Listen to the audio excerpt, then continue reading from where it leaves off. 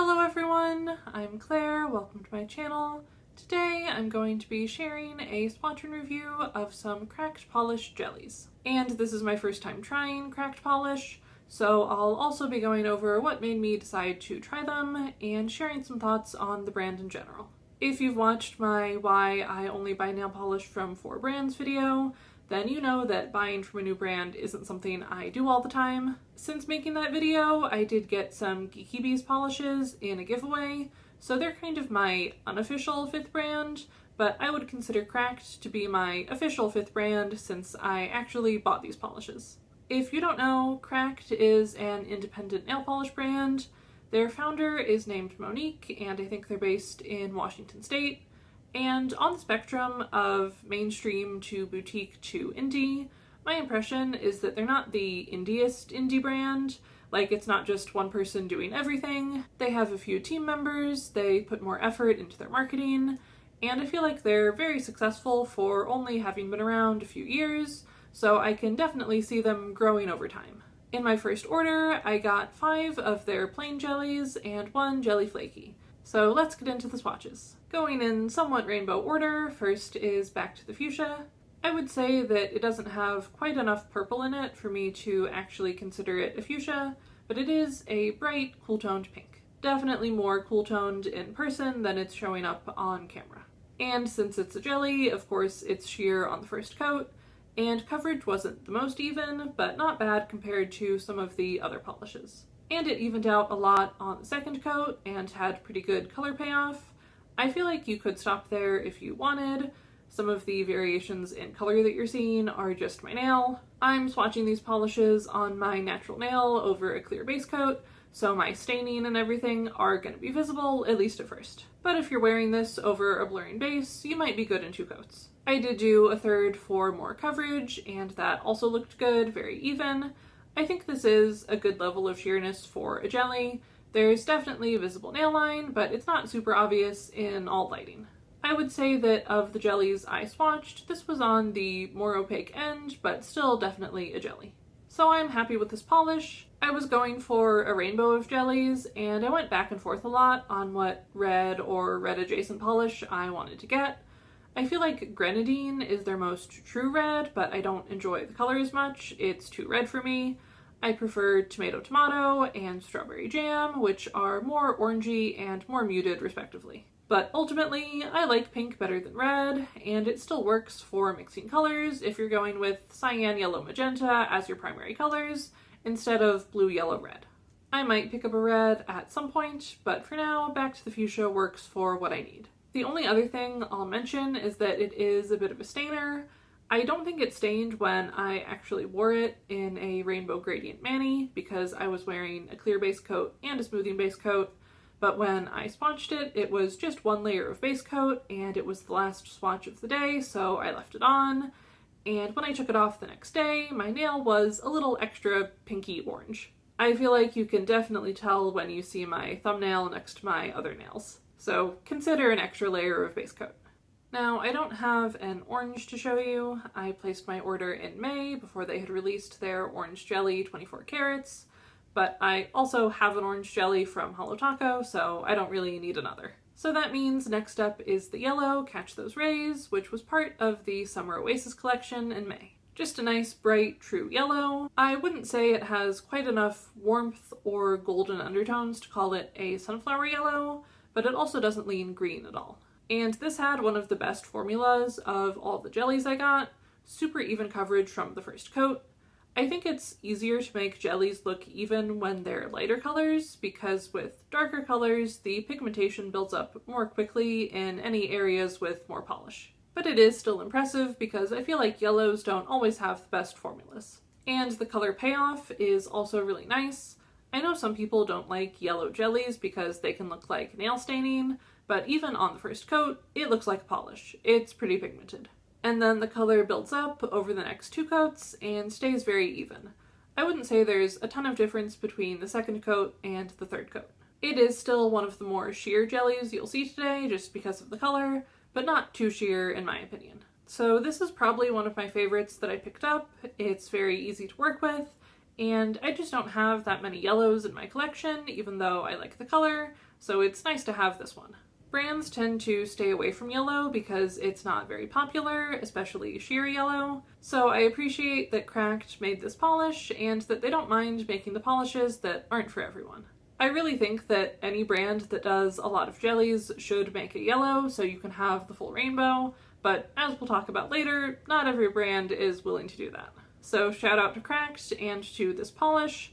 There are a few options out there if you're looking for a yellow jelly, but this is definitely a good one. Then we've got No Shrubs, which is a true green jelly. Doesn't lean strongly towards yellow or blue. And it is an example of darker jellies showing a little more unevenness. You can see how on the first coat it kind of settled into the texture of my nail and created lighter and darker areas. It did improve over the next 2 coats, but it was still a little less even than the previous polishes, though that's not as apparent in certain lighting. When it comes to coverage, it's kind of in the middle. In some lighting it looks just as sheer as the yellow, but the darker color gives it more opacity in more direct light. And the color payoff is good, similar to what you see in the bottle. And overall, even though this polish didn't perform as well as some of the others, I still really like it because of the color. People often talk about jellies being glassy, looking like stained glass, but when I see jellies on my nails, I tend to think more of the candy comparison. Like my rainbow gradient reminded me of fruit roll-ups. But I think because green is a common color for glass bottles, No Shrubs did make me think of glass, which is fun. I don't own a matte top coat, but this polish makes me want to get one so I can do sea glass nails. I'll admit, when it comes to green jellies, I was much more tempted by their olive green one, but I am happy that I got No Shrubs. The blue is called Bloop. It was the jelly of the month in May, and one of their first blue jellies as far as I can tell.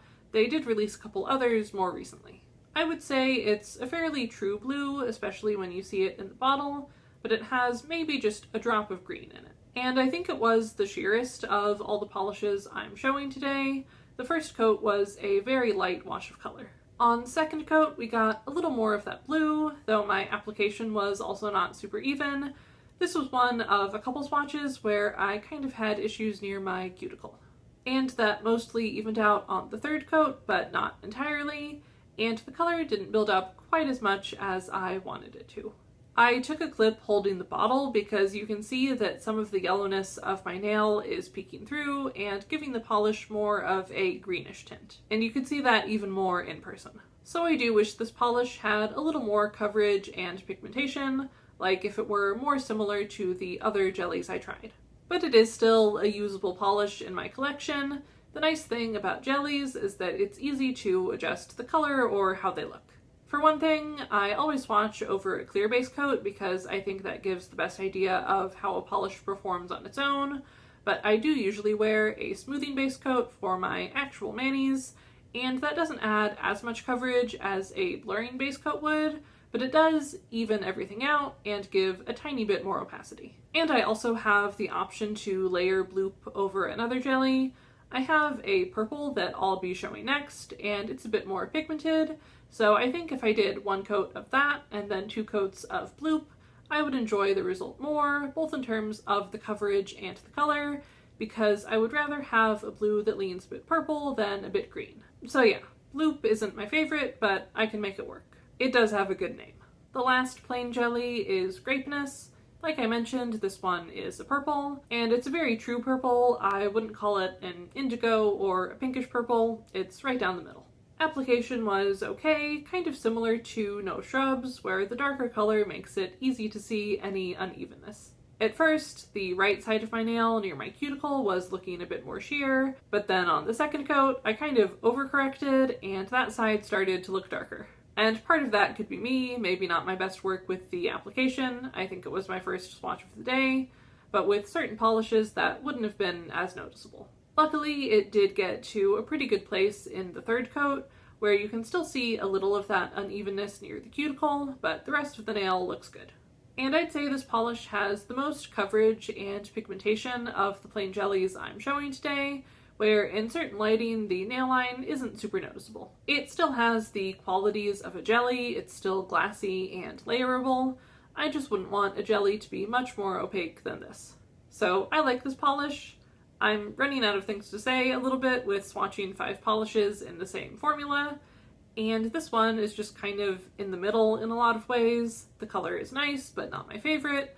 Formula is alright, but not amazing, but I'm happy with it, and I know I'll get some good use out of it. And last up is Cranberry Mold. I was mostly focused on plain jellies in this order, but I couldn't resist this polish from their Acquired Taste collection that came out last year. It has a muddy pink jelly base and gold to green to pink multichrome flakes. And it had a really nice formula. Coverage was very even from the first coat, but I would recommend doing at least 2 to build up those flakes. It's still a little sheer in 2 coats, but if you don't mind that, or you have shorter nails, you could stop there. But I did a 3rd just to see how that would look, and that gets it to the point where between the base and the multichrome flakes, the nail line is pretty obscured in most lighting conditions. Going from 2 to 3 coats also deepens the base color and makes the brownish undertone a lot more obvious. I love this polish. I love the whole collection it was from because the focus was on Pruglies, polishes that ride the line between pretty and ugly, done in a really creative way. Like, some brands trying to do a Prugly don't really think beyond swampy greens, but Cracked was like, hold my cream of mushroom. This polish really is pretty and a little ugly. The flakes are really nice. They go from golden green, which I really like, though some people might not, to a more broadly appealing pink and even a little blue. But combined with the muted pink base, they create this kind of muddy, almost bruised looking color. It doesn't necessarily make me think of mold, but it's not the most pleasant either, at least in some lighting. So I like looking at it and having it on my nails, but it's not your typical pretty pink. And I hope we see more in this finish from Cracked, whether they go for more Pruglies or make something prettier. I feel like you don't see multichrome jelly flaky polishes as much as the iridescent version, but the multichrome gives a nice effect. I also love the name of this polish and how it's a double meaning, though I feel like not everyone got that. I noticed that when some of the reviewers were like, ooh, gross, moldy cranberries, there were people in the comments saying, oh, I thought it just meant like the mold you use for your cranberry sauce, like a Jell-O mold. And people were discussing which one the brand meant. And I was just like, guys, it's a pun. It means a cranberry sauce mold and moldy cranberries. That's why it's a good polish name. So yeah, those are all the polishes I picked up in my first Cracked order, and as you can see, I'm pretty happy with them. I would say Catch Those Rays and Cranberry Mold were probably my top favorites, but I will use and enjoy all of them. I already have used them. I did a rainbow lazy gradient with all my jellies, and also some mango-inspired nail art with some of them. I'm wearing Bloop right now with some toppers. It's just so fun to have these polishes in my collection because I know I can get creative with them. When I had them all lined up to do my rainbow gradient, it felt like when I was a kid and I had a new box of crayons. So I'm looking forward to seeing what else I can do with them. I'm also already thinking about what jellies I'll get in my next Cracked order. I think the black and the white would be useful when it comes to layering, and maybe a brown or a gray for when I want to kind of mute some of these brighter colors. But there are also colors I just want because I like them, like see-through olive and strawberry jam. And speaking of playing with jellies, I did also want to show you a little layering I did with them. I had a couple of Hollow Taco toppers I needed to swatch, so I thought I might as well put them over my jelly swatches and then put a layer of another jelly on top just to see how they would do. So first I did Winning Streak Taco over No Shrubs, and then I did 1 coat of Bloop on top of that. And I feel like this really emphasized how sheer Bloop is.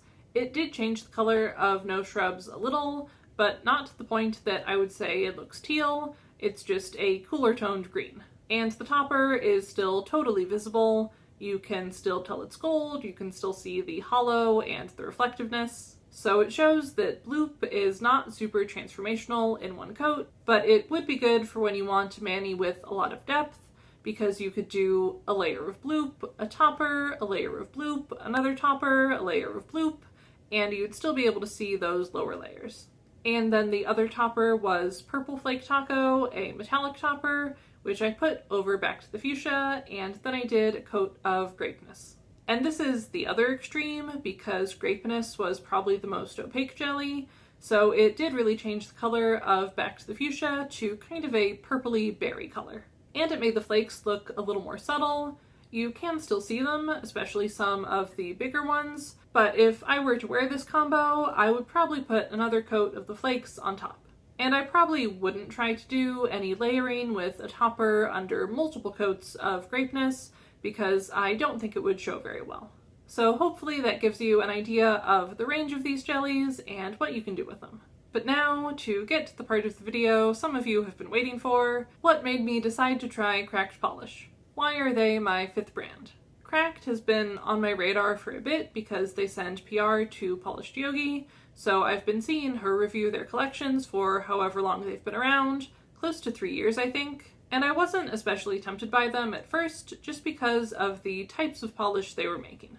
They started with a lot of shimmers and creams, and they seemed nice enough, but not something I was gonna go out of my way for. Eventually, they started branching out to other finishes, which made me a little more interested, but what really influenced me to make a purchase, as you can probably guess, was their jellies. At some point, they started doing a Jelly of the Month, and also including jelly polishes in some of their collections, so at this point they have a pretty good selection. And when it comes to jellies, I've been hearing various creators sing the praises of plain jelly polishes for a while. They're good for nail art, they're good for layering with toppers, and that sounded fun, but until recently, none of the brands I buy from made plain jelly polishes, so I didn't have any. But that all changed earlier this year when Holo Taco put out their jelly sandwich collection. It had kind of mixed reviews because some of the polishes were a reasonable amount of sheer for a jelly, and some were arguably too sheer.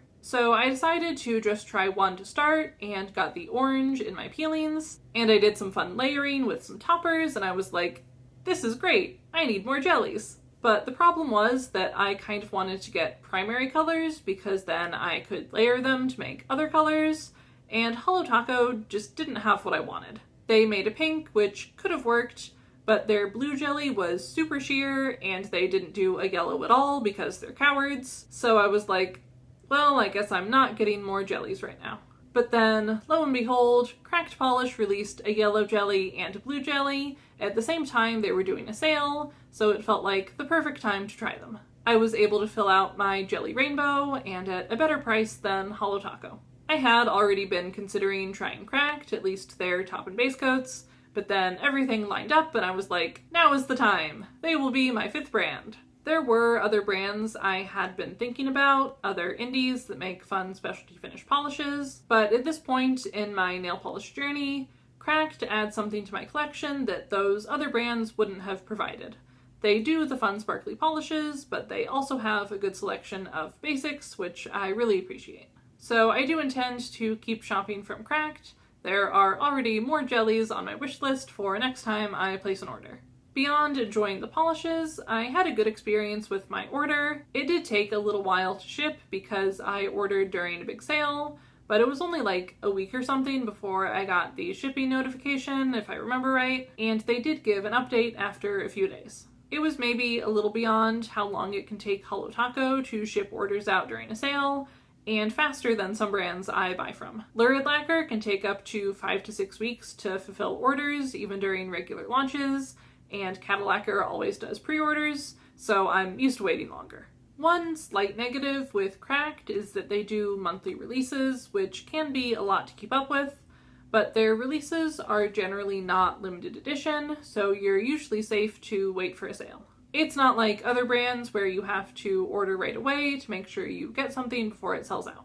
They do discontinue polishes at times based on pigment availability or popularity, so you can't wait forever, but there's not that sense of urgency with every release. And if I focus mostly on jellies and just the occasional other polish, then hopefully I won't be tempted by too much and I can just enjoy the fun themes without feeling like I have to shop right away. I would say my only other issue with Cracked is the way they organize the website. Overall, the website is very clean, but like with some other brands, you can search nail polish by finish, and I feel like the way some polishes are categorized just doesn't make sense. There are some examples that aren't how I would organize things, but I can still see the logic. Like in the jelly category, it's not just plain jellies, it's also jelly-based polishes with glitter or other elements. Or if you go to the shimmer category, you'll see magnetics, which are technically shimmers, even though they aren't necessarily what I'm looking for if I search shimmer. But the one that really confuses me is the glitter flake category because it includes a bunch of shimmer polishes. I think of glitter and flakes as larger elements, so if that's what I'm looking for, I don't want to wade through a bunch of delicate shimmers. Let me know if you agree or if it's just me. As issues go, it's not that big a deal. I'll be able to find what I'm looking for eventually, but I would still appreciate if they did some reorganizing. So I think that's about it when it comes to my general thoughts on cracked polish. Like all brands that people hype up a lot, they're not perfect, there's always room for improvement, but I am glad I tried them, and I can definitely see why people enjoy them. They just had a flash sale recently, and I was tempted to pick up some more polishes, but I can wait for another time. But yeah, I think that's all I have for you today. Thank you to everyone who's watching till the end. Let me know in the comments if you've tried cracked, if you think they're worth the hype, and if you have a favorite from the polishes I showed today. And if you enjoyed this video, I would love it if you would leave me a like or maybe even subscribe. Thank you to everyone who has already subscribed, and I'll see you next time. Bye!